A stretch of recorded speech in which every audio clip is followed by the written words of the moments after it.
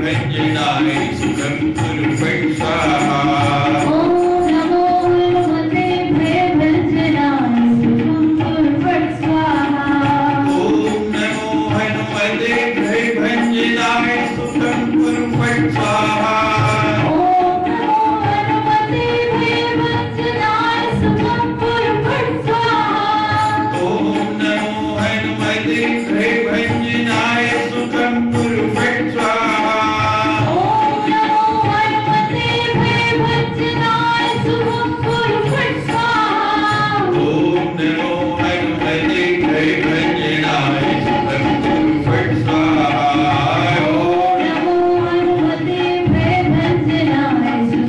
कुरु फट् स्वाहा। ओम नमो हनुमते भयभंजनाय सुखं कुरु फट् स्वाहा। ओम नमो हनुमते भयभंजनाय सुखं कुरु फट् स्वाहा। ओम नमो हनुमते भयभंजनाय सुखं कुरु फट् स्वाहा। ओम नमो हनुमते भयभंजनाय सुखं कुरु फट् स्वाहा। ओम नमो हनुमते भयभंजनाय सुखं कुरु फट् स्वाहा। ओम नमो हनुमते भयभंजनाय सुखं कुरु फट् स्वाहा। ओम नमो हनुमते भयभंजनाय सुखं कुरु फट् स्वाहा। ओम नमो हनुमते भयभंजनाय सुखं कुरु फट् स्वाहा। ओम नमो हनुमते भयभंजनाय सुखं कुरु फट् स्वाहा। ओम नमो हनुमते भयभंजनाय सुखं कुरु फट् स्वाहा। ओम नमो हनुमते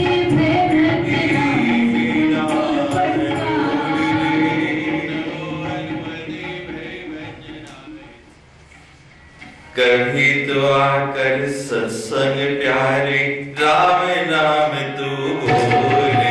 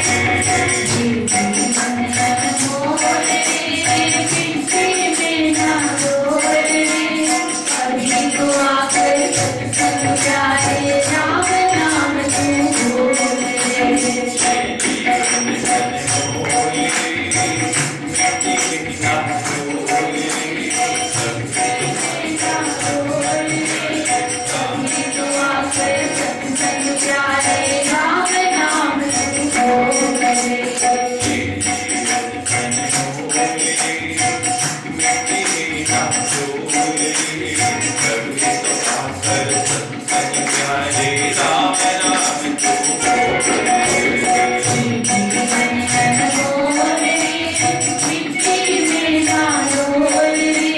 कभी तो आकर सत्संग प्यारे राम नाम तू बोले।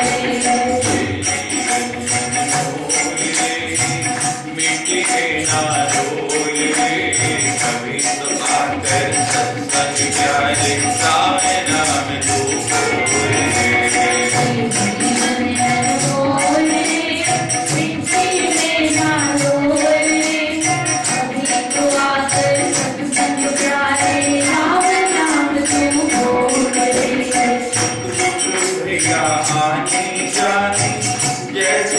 नदिया बहता पानी सुख दुख भैया आनी जानी जैसे नदिया बहता पानी सुख दुख आने जाने जैसे नदिया बहता पानी सुख दुख भैया आनी जानी जैसे नदिया बहता पानी सुख भैया आने जाने जैसे नदिया बहता पानी सुख दुख भैया आनी जानी जैसे नदिया बहता पानी सुख भैया आने जाने जैसे नदिया बहता पानी सुख दुख भैया आनी जानी जैसे नदिया बहता पानी सुख भैया आने जाने जैसे नदिया बहता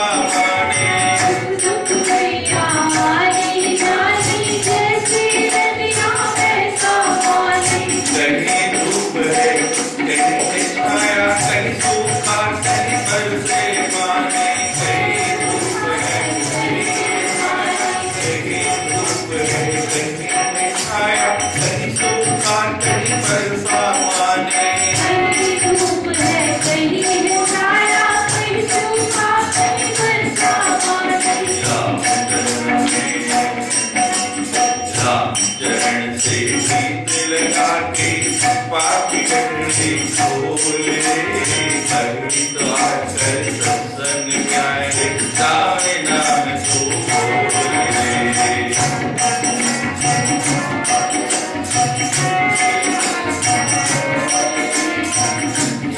आकर सत्संग जाए राम नाम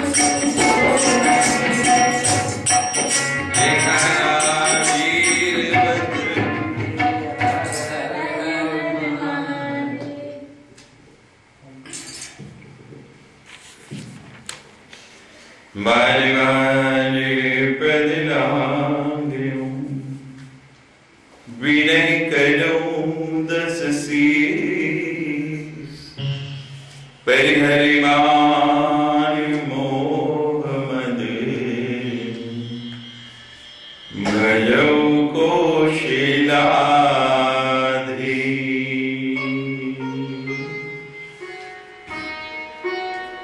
विष्णु जी राम से कहते हैं बार बार पद लागे कि हे दशानन मैं बार बार आपके चरण पकड़ता हूं एक बार नहीं अनेक बार जितनी बार कहें उतनी बार विभीषण को किसके चरणों का आश्रय है हरि चरणों से प्रीत लगा के पाप की गठड़ी खोल रे कभी तो आकर सत्संग प्यारे राम नाम तू बोल रे कभी सब समय एक व्यक्ति पर समान नहीं रहता है कभी धूप है कभी है छाया कभी सुख है कभी दुख है लेकिन ये वैसे ही चले जाते हैं जैसे नदी का बहता हुआ जल अभी आपके सामने है और अभी देखो कहां पहुंच गए सदा भगवान के चरण पकड़ने वाले भी आज रावण के चरण पकड़ रहे हैं क्यों जो सज्जन पुरुष है वो चाहता है कि मेरे द्वारा दूसरे का हित हो अनहित नहीं हो वो सदा दूसरे का भला करना चाहते हैं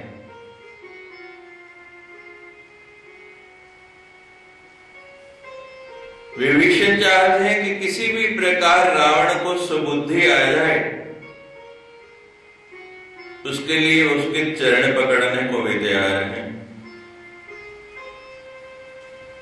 उसके चरण पकड़ने में विभीषण का हित नहीं रावण का हित है उसको सन्मार्ग पर लाना चाहते हैं हम अपने स्वार्थ के लिए दूसरे के चरण पकड़ते हैं लेकिन दूसरे के स्वार्थ के लिए दूसरे के हित के लिए उसके चरण नहीं पकड़ रहे। बार बार पद लागे हूं और बार बार चरण क्यों पकड़ रहे हैं? चरण किस तरफ जा रहे हैं? कुमार्ग की ओर। गलत रास्ते पर, गलत मार्ग पर चल रहे हैं, तो विभीषण जी बार बार उन चरणों को पकड़ के रोकना चाहते हैं कि इधर मत जाओ। सत्संग में आते हैं तो सदुपदेश जो है, संतों के मुख से निकले हुए वचन कि आपके पांव जो है कुमार्ग की ओर नहीं चले।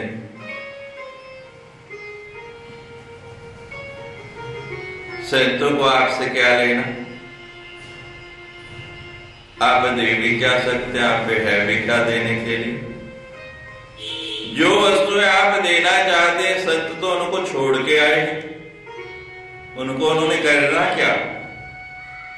फिर भी वे आपसे प्रीति क्यों करते हैं? आपसे इतना मोह संबंध क्यों बनाते हैं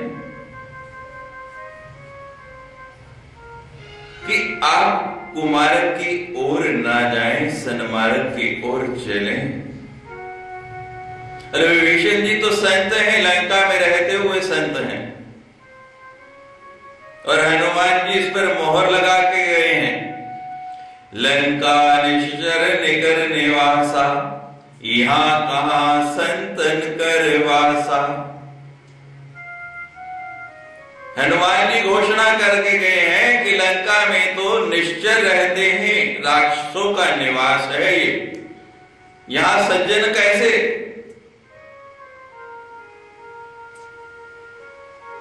पर विभीषण जी क्यों वहां रह रहे? एक नगर में, एक कॉलोनी में 100 सज्जन पुरुष रहते हैं और एक दुर्जन आ जाए, आप देखेंगे साल 2 साल के बाद उन 100 सज्जनों में से भी 50 दुर्जन बन जाएंगे। एक सड़ा हुआ फल, टोकरी भरी है अच्छे फलों की, रात को रख दो और सवेरे जब उसको खोलेंगे तो आधे सड़े हुए मिलेंगे।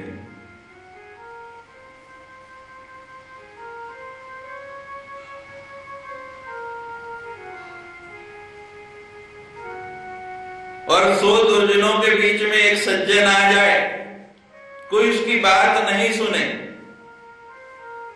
लेकिन उसका प्रभाव सब पर होगा। एक सुगंधित फूल यहां आके रख दें, दुर्गंध फैली होती है, आप क्या, गर्मी में पसीना आता है, वो दुर्गंध मिट जाती है, सुगंध।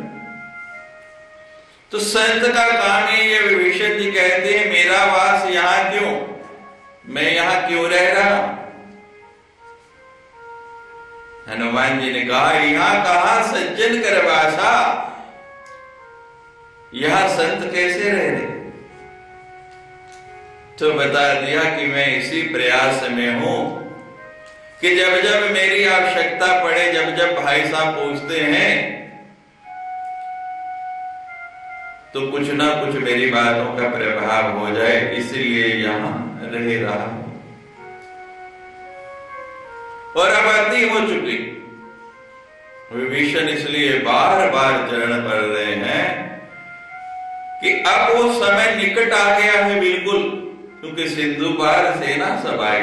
चर्चा किस विषय पर हो रही है कि समुद्र के उस पार सेना की छावनी लग चुकी है। रावण अब तो चेत जा, हर व्यक्ति के द्वार पर मौत दस्तक दे रही है, दरवाजा खटखटा रही है, लेकिन फिर भी नहीं चेतते। अंतिम समय आ गया।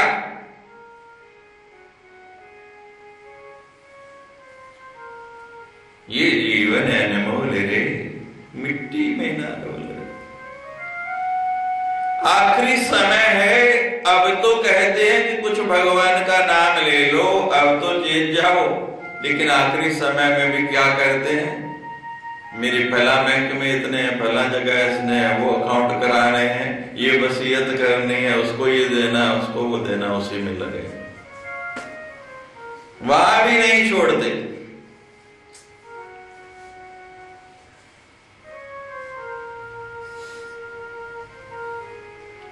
अंतिम बार प्रयास कर रहे हैं। विभीषण जी से बार बार चरण पकड़ रहे हैं और चरण पकड़ के क्या करते हैं? विनय करो दशसी, बड़ी विनय कर रहे हैं, अनुनय कर रहे हैं रावण के आगे। रहते हुए मुझे आज तक मैंने आपसे नहीं मांगा, आज तक कुछ नहीं चाहा, लेकिन आज मैं मांग रहा हूं। आज आपसे याचना कर रहा हूं, और याचना भी कैसे? करबद्ध होके विनय करते हुए।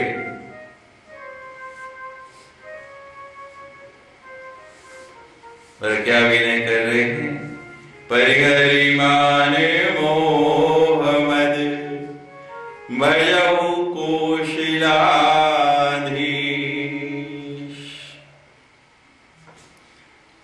विनय की कि हे रावण, परिहरि मान मोह मद, ये जो मोह मद और अपने मान का आवरण आपने ओढ़ा हुआ है, ये जो अहंकार का वस्त्र आपने चारों ओर आविष्टित कर रखा है, इसको उतार दो परिहर। क्योंकि अब गर्मी आ गई है, ताप निकट आ गया, सर्दी है, आपने स्वेटर भी डाली है, शाल भी ली है, और गर्मी आ जाए, सूर्य तपना शुरू हो जाए तो किसी को कहना पड़ता है? अपने आप उतार के एक एक फेंकना शुरू कर देते हैं।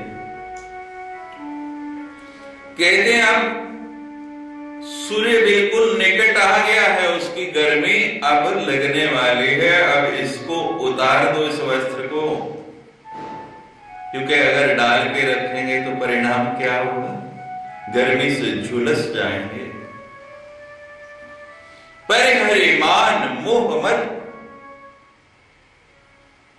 और इसको उतार के अब कौन सी चादर ओढ़ लो?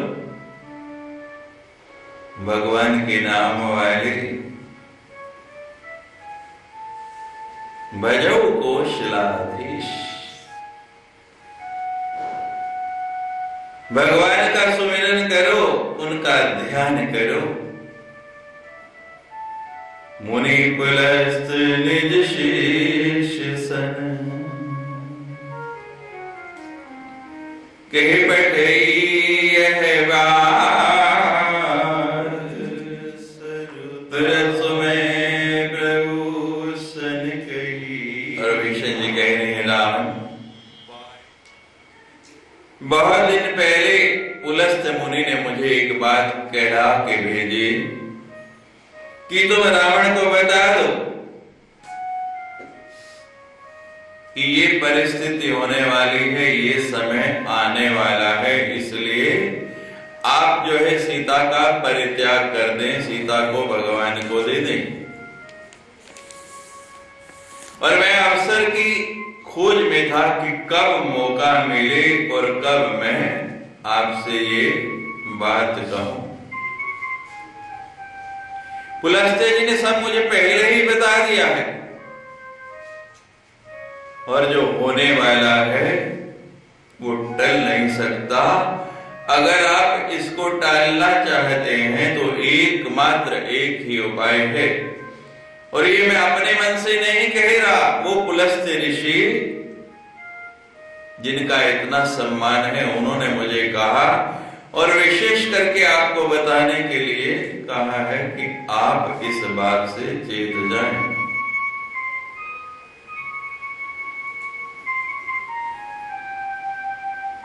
तुरंत सुमय प्रभु सन कही पाए सो अवसर तात। अवसर मिला, आज मौका आया, आज ये सभा लगी, तो सबके बीच में मैंने ये बात आपसे कह दी। आगे मानना ना मानना, करना ना करना, ये आपकी इच्छा है। रिपुत कर्ष कहत सठे दो, दूरी नहीं करो इहाँ को। माल्यवंत गे गयो बहोरे, कई विभीषण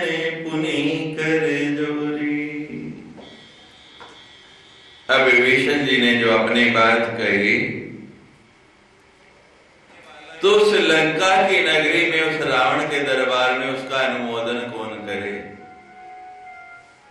और मानी जा सकती है।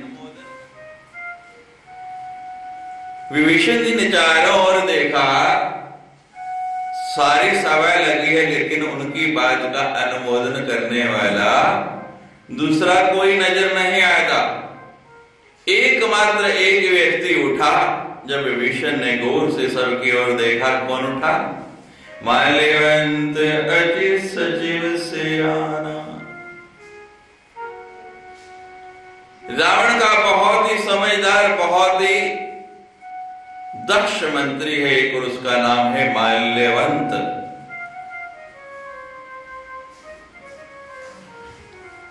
नाम है माल्यवंत। जिसकी शोभा माला से है, वो माला नहीं जो आप डालते हैं थोड़ी देर बाद उतार दी जाती है, वो माला जो उसके कंठ में सदा सुशोभित होती है। ऐसे ऐसे कार्य किए, उन कार्यों का एक एक फूल जो माला बन के उसके कंठ में सजा है, वो माल्यवंत। समय समय पर उसने उचित निर्देश दिए, उचित बातें रावण को बताई, तो रावण के दरबार में सबसे सुंदर स्थान उस माल्यवंत को मिला हुआ। जैसे बड़े बड़े मेडल लगे होते हैं, कोई जैसे जैसे कार्यों में जीतता है, तो ऐसे ही माल्यवंत की वो एक एक पुष्प की माला बनी हुई उसके कंठ में। माल्यवंत बहुत समझदार, बहुत दक्ष है। तासु वचन सुने अति सुखवाना। जितने भी मंत्री वहां बैठे हैं, सारे के सारे तो चुप रहे, लेकिन उसे ये बात बड़ी अच्छी लगी, बड़ी सुंदर लगी जो विभीषण ने कही है, और बहुत सुख की प्राप्ति हुई कि जो बात मैं चाहते हुए भी कह नहीं पाया, बात मेरे मन की और मुख हिला विभीषण जी का, वो बात रावण तक पहुंच गई। कई बार ऐसा होता है कि कहीं आप बैठे, आप बहुत सम्मान करते हैं और संकोचवश कोई बात कह नहीं पाते, अपनी हिम्मत नहीं पड़ती, साहस नहीं होता, उनमें से आप अपनी बात को बोल नहीं पाते। सुख मिलता कि कहना चाहता था मैं, लेकिन मैं कह नहीं पा रहा था। आज भाभी ही मेरी सहायक हो गई। आज मेरी बात, मेरे मन की बात दूसरे के द्वारा कह दी गई। कई बार आपने ये भी अनुभव किया होगा, कहीं सत्संग में किसी जगह बैठे होते हैं और मन में कोई शंका उभर रही होती, मन में कोई ऐसी बात होती है जो अनुत्तरित है, जिसको आपको उत्तर नहीं मिल रहा।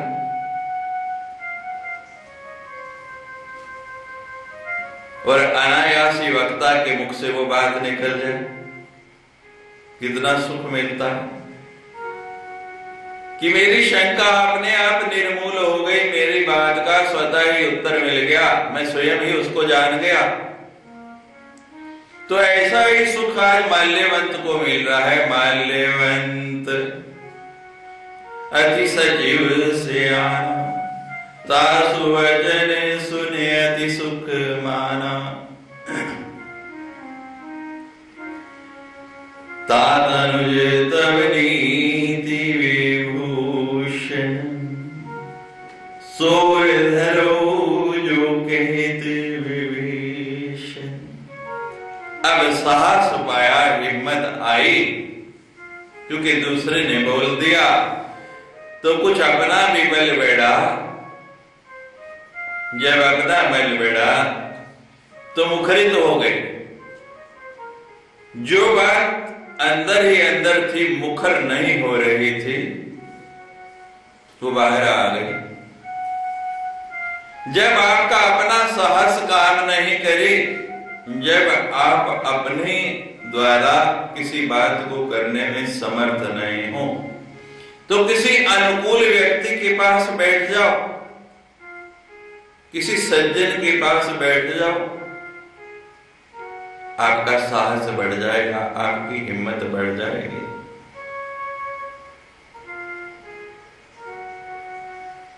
वो बल देगा आपको।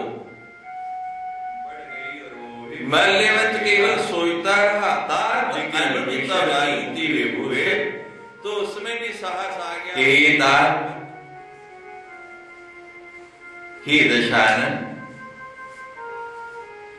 आपके अनुज ने, आपके छोटे भाई ने आज जो बात कही है, नाम है उनका विभीषण,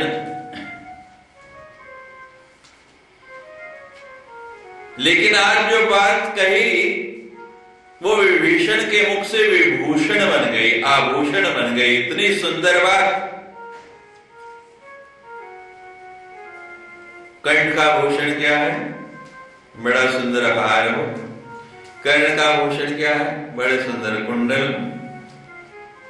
हाथों का भूषण क्या है? बड़े सुंदर कड़े डाले। उंगलियों का आभूषण है बहुत सुंदर सुंदर अंगूठियां डाले। लेकिन वाणी का आभूषण क्या है? जीवा पे कौन सा आभूषण धारण करते हैं आप? कोई गहना है उसके लिए? जीवा और होठों का गहना कौन सा है? नीति पूर्ण बात कहे दो, तात अनुज तब नीति विभूषण। कि विभीषण ने जो नीति की बात कही, आज वो उनकी वाणी का आभूषण बन गया। सोर धरो, उस बात को आप हृदय में धारण कर लो। किस बात को? जो कहत विभीषण, जो विभीषण कह रहा है उसको हृदय के अंदर डाल लो, उस गहने को हृदय में पहन लो। जब कोई सुंदर बात कहता है, अच्छी बात कहता है, तो सीधी हृदय में उतरती है, हृदय के अंदर जाती है।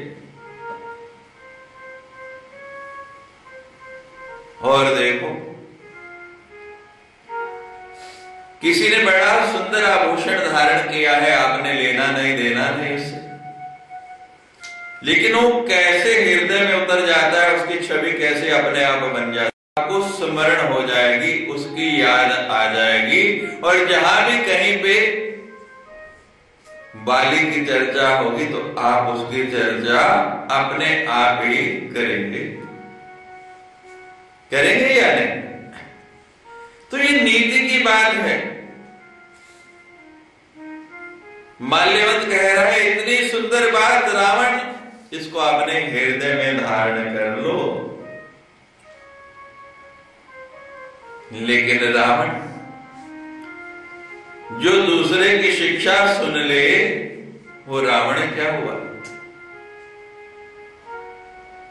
एक वो रावण था जिसके 10 सिर थे।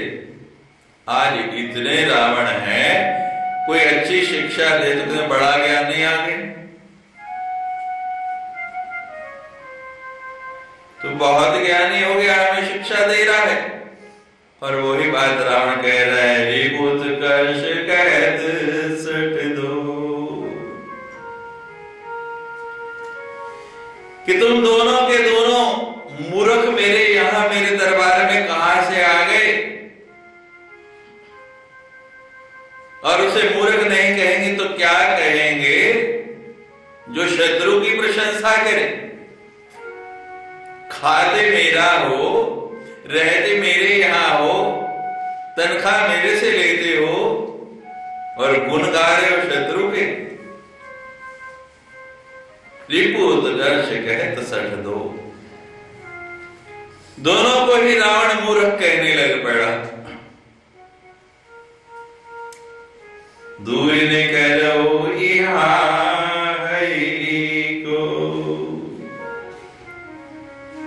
और इतना नहीं कहा कि कोई है, इन दोनों को यहां से ले जाओ, दूर कर दो मेरी नजरों के सामने से। आजकल भी ऐसा ही समय है, किसी के भले की बात करो, किसी के हित की बात करो, तो यही कहता है, हटाओ यहां से मेरी नजरों परिजनों से दूर कर दो। आप रोज परिवार में देखते हैं बालक के हित की बात करो तो आगे से क्या जवाब देते?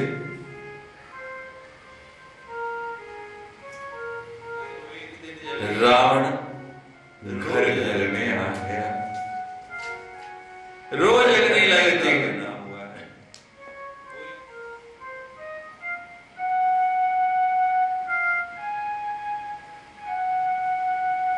माल्यवंत गिरो बहोरी, कई विभीषण पुनि कर जोरी।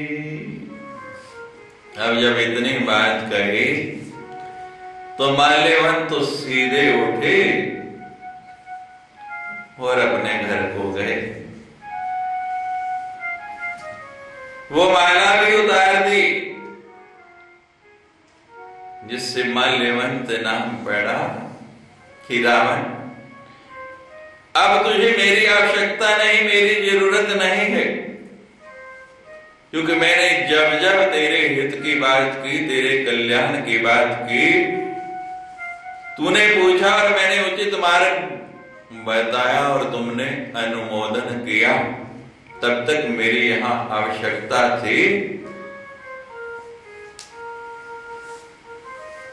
अब मेरी आवश्यकता नहीं है। और रावण, तुमने मुझे यहां रखा था, नौकरी पे अपने दरबार में रखा था तो मेरे गुणों के कारण। अब मुझ में कोई गुण तो रहा नहीं, क्योंकि अभी अभी तुमने बोला है रिपु उत्कर्ष करत सठ दो। जब मैं मूर्ख हो गया, तुमने तो विद्वान समझ के रखा था, तो मूर्ख के लिए तो यहां कोई नौकरी है ही नहीं। अब मुझे क्या करना? इसलिए इससे पहले कि तू मुझे कहे तुझे मेरी आवश्यकता नहीं रहे, मैं स्वयं ही यहां से जाता हूं।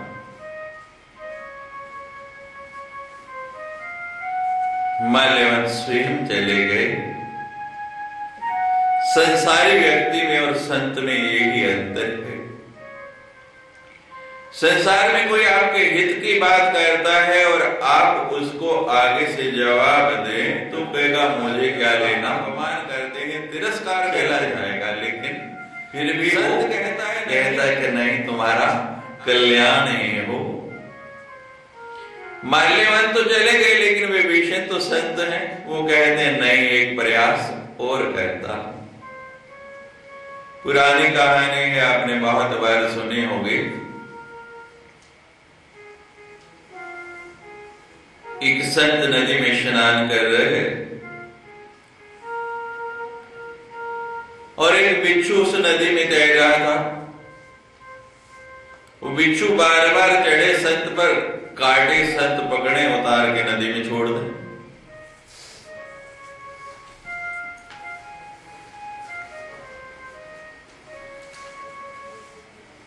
जब कई बार ऐसा हो गया तो किनारे खड़ा एक व्यक्ति देख रहा, कहने लगा महाराज ये बिच्छू बार बार आपके ऊपर चढ़ता है, बार बार डंक मारता है, आप उतार के उसको नदी में फेंक रहे हैं, हाथ से पकड़ के उसी में मसल के खत्म करो उसको। कहते हो बोले तू इतनी सी बात भी नहीं समझता। देख कितना साधारण सा जीव है, छोटा सा बिच्छू, और वो अपनी आदत नहीं छोड़ रहा, अपनी स्वभाव नहीं छोड़ रहा। उसका स्वभाव है काटना। इतना छोटा सा होके भी अपने स्वभाव को नहीं बदल रहा, और मैं संत होके अपना स्वभाव छोड़ दूं? उसका स्वभाव काटना है और मेरा स्वभाव दया करना है। तो विभीषण तो चाहते हैं कि कल्याण हो, किसी भी प्रकार रावण चेते, अपमान भी सहने को तैयार है। फिर प्रयास करने लगे, कहे विभीषण पुनि कर जोरी। पहले बार बार चरण पकड़ रहे हैं, अब बार बार हाथ जोड़ रहे हैं। एक और संत का स्मरण आ गया मुझे।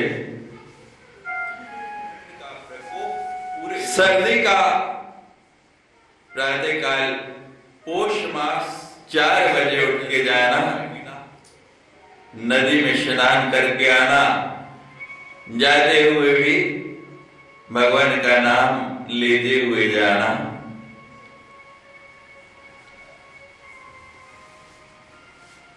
वापसी में भी भगवान का नाम उच्चारण करते हुए आना, राम राम बोलते आना। ये जीवन अनमोल रे, मिट्टी में ना रोल रे।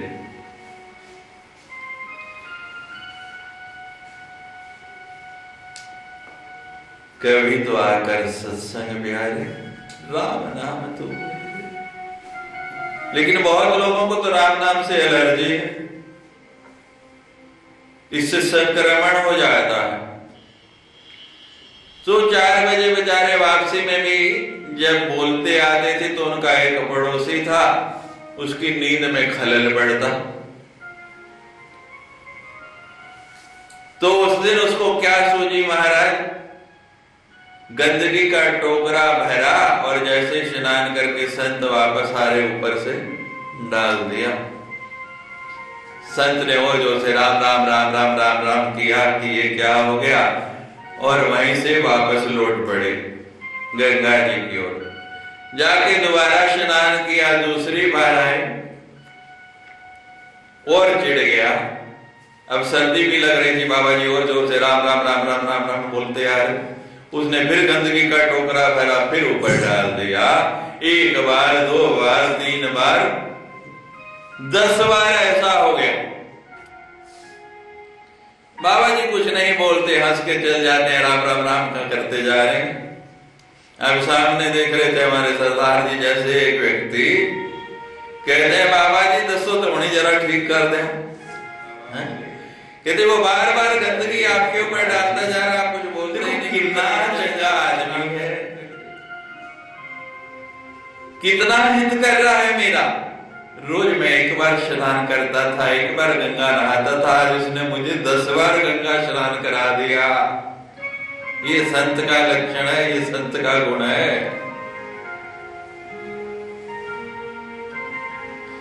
हाथ जोड़ के खड़े हो गए, कहे विभीषण पुनि कर जोरे। फिर प्रयास कर रहे हैं, फिर कोशिश कर रहे हैं, फिर रावण को मना रहे हैं, समझा रहे हैं। सुमति कुमति सबकी उर रही, नाथ पुराण निगमयस कहीं। जहाँ सुमति तहाँ संपत्ति नाना, और जहाँ कुमति तहाँ विपत्ति निदाना।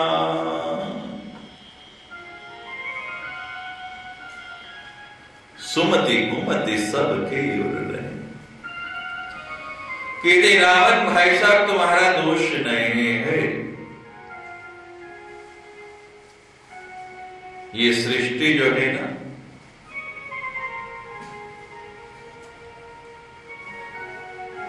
इस सृष्टि का नियम ही ऐसा है, मैथुनी सृष्टि है, यहाँ हर वस्तु का जोड़ा है।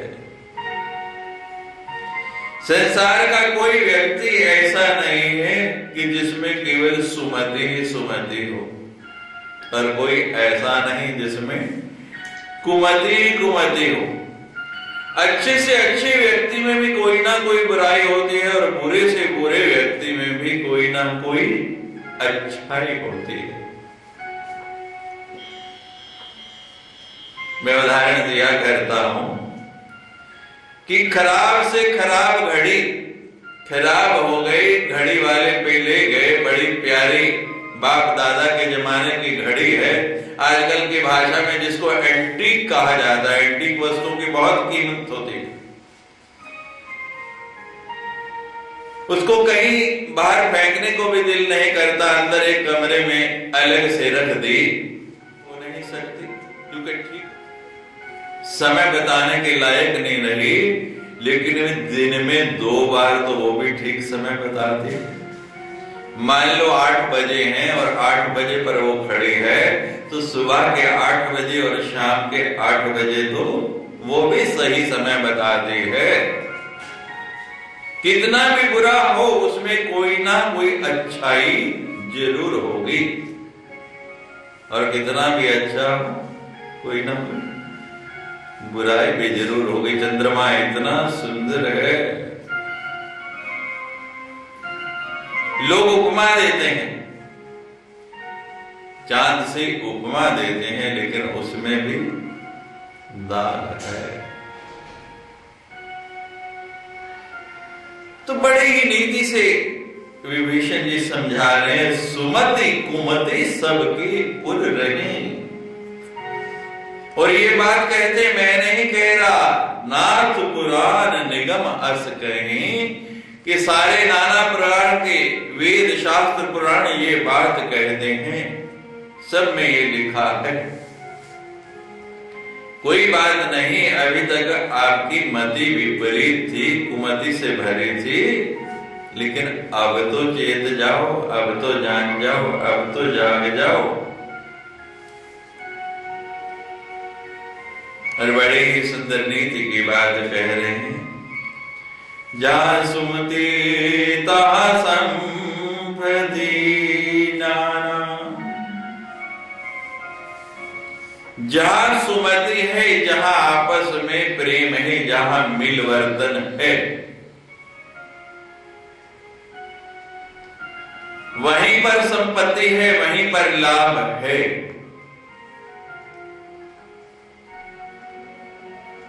कैसे?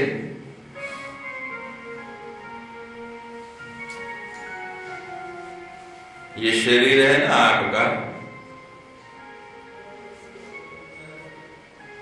एक बार क्या हुआ, से लेकर शाम तक शरीर के सारे अंगों ने मंत्रणा कहती हैं, देखो मैं सुबह से शाम तक चलता हूं। आंखें कहती हैं हम देखती रहती हैं, कान कहते हैं हम सुनते रहते हैं, हर अंग दिल कहता मैं धड़कता है, तो सब अपने अपने काम बता रहे। लेकिन ये जो मुख है ना, ये खाने के सिवा और क्या करता है? ये तो कोई और काम नहीं करता, केवल खाता ही रहता है। तो ये तो अन्याय है, इसको भी कोई ना कोई काम करना चाहिए। अब महाराज सबने कहा हड़ताल कर दी। अब मुख बहुत समझदार था, वो कहता है ठीक है भाई, तुमने हड़ताल की तो मैं भी तुम्हारे साथ, मैं भी हड़ताल करता हूं। अब मुख ने भी हड़ताल कर दी। परिणाम क्या हुआ? हाथ चले नहीं, पांव चले नहीं, आंखें यूं देखे।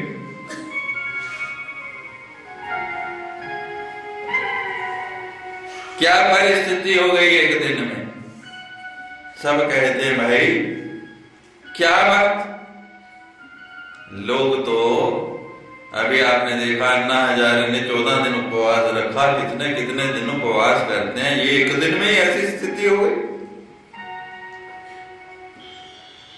गई बाबा जी की शरण में, संत शरण में, महाराज क्या बात, हम सबकी हालत ऐसी हो रही, कोई कुछ बोले नहीं। तो मुख ही बोला कि महाराज इन सब ने हड़ताल की और मैं भी इनके साथ मिल गया, मैंने भी खाना छोड़ दिया। संत कहने लगे समझ आई नहीं, सबकी ऐसी हालत क्यों हो गई, ऐसी परिस्थिति क्यों हो गई? सुमति नहीं, जहां सुमति तहां संप्रति नाना। एक मिल है, फैक्ट्री है बहुत बड़ी, आधे लोग काम करें और आधे नहीं करें तो फायदे में जाएगी कि घाटे में? घाटे में जाएगी। जब सब काम करेंगे तभी लाभ होगा। एक विद्यालय है, कोई कोई सब्जेक्ट पढ़ाता है, कोई कोई विषय पढ़ाता है। अब दो लोग अपने विषय पूरे निष्ठा से पढ़ाएं और दो लोग केवल क्रिया मात्र करें, तो परिणाम कैसा आएगा? अच्छा आएगा या डिस्टिंक्शन आएंगी बहुत ज्यादा? पोजीशन आएंगी। सुमति चाहिए, जब तक सुमति नहीं होगी कोई भी कार्य आपका अच्छा नहीं होगा।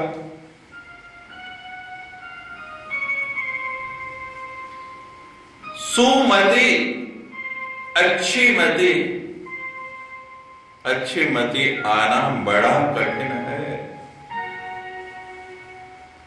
जहां सुमति है वहीं संपत्ति है, और जहां सुमति नहीं वहां कुछ भी नहीं।